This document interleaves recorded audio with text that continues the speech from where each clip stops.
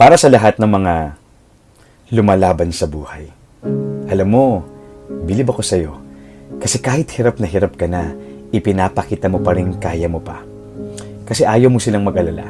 Kasi may pangarap ka. Kasi gusto mong patunayang may ibubuga ka pa.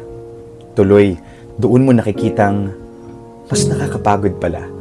Mas nakakapagod palang itagong may mga araw na nanghihina ka. Mas nakakapagod palang ilihim na kailangan mo na ng makakasama. Mas nakakapagod palang itangging kailangan mo lang ng kahit isang taong magsasabi sa iyo na kaya mo yan, magpatuloy ka. One realization that changed the way I deal with my battles. I don't fight alone. I fight in faith.